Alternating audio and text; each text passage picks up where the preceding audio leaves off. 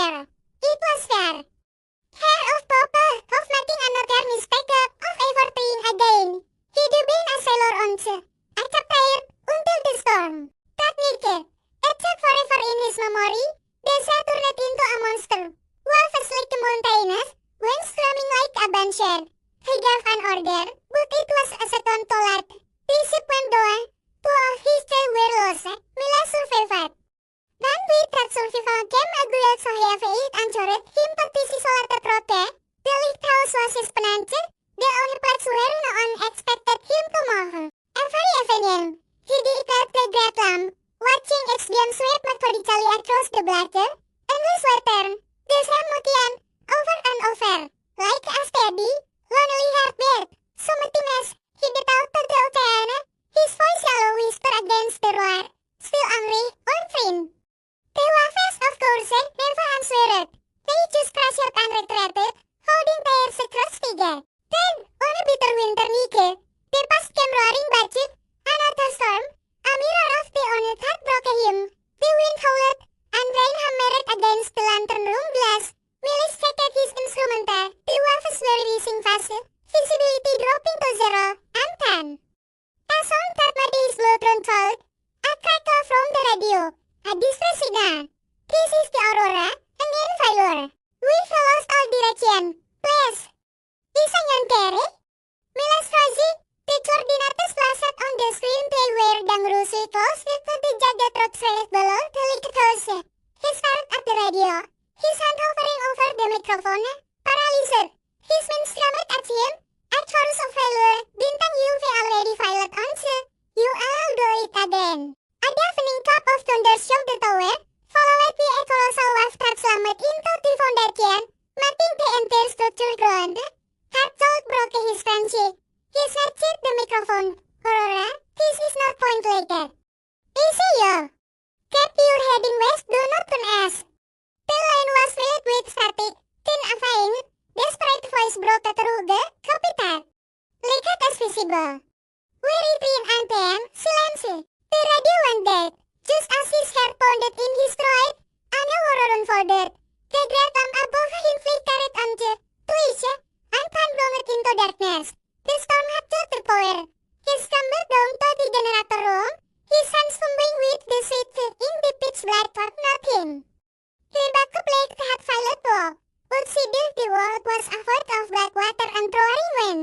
He called just made out to wait from off the waves crashing below, not again.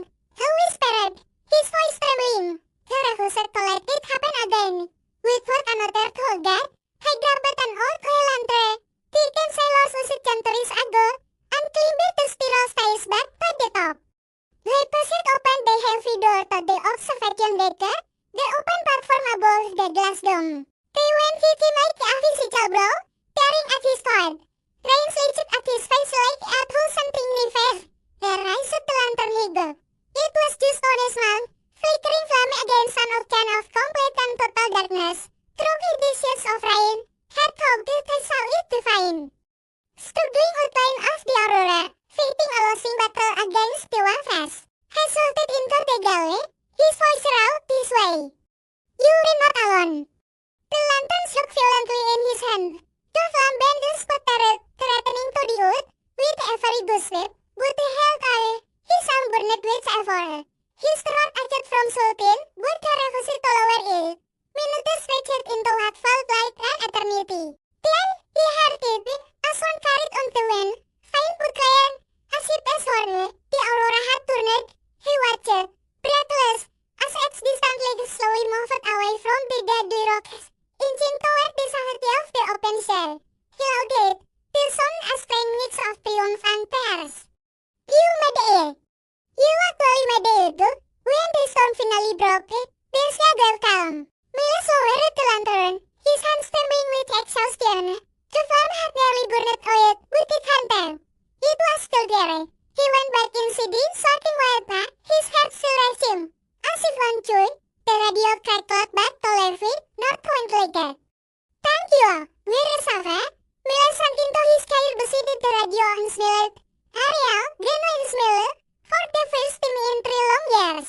At dawn, the sky cleared, painting the still scene with sparks of gold and and picture the sunrise.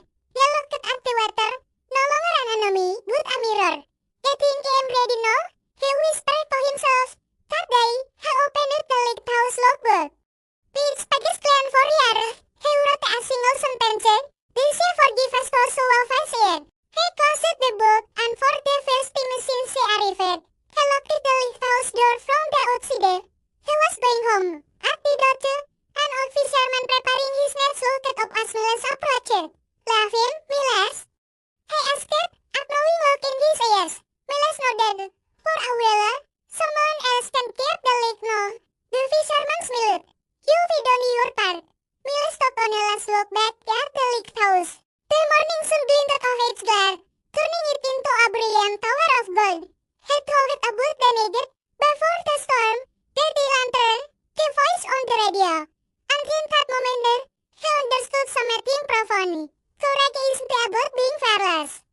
It is about lighting a lamp when all the other leaders go it. It is about showing up even when you retrieve it. As he boarded the ferry, he saw a funny little sticker on the railing that made him chuckle. It read, 95% of people don't subscribe, don't be one of them. He shook his head. Even out Harry, you can't escape it. He smiled, again one, playful smile, as the boat pulled away from the shore. John looked back at his tower of gold. Catching in, he sighed softly, because he finally understood. He hadn't been keeping the liquid just for the ship. He had been keeping it for himself. So Yellow asked, what is your storm? And what is your lantern? Find it, the delegate. Thanks for watching.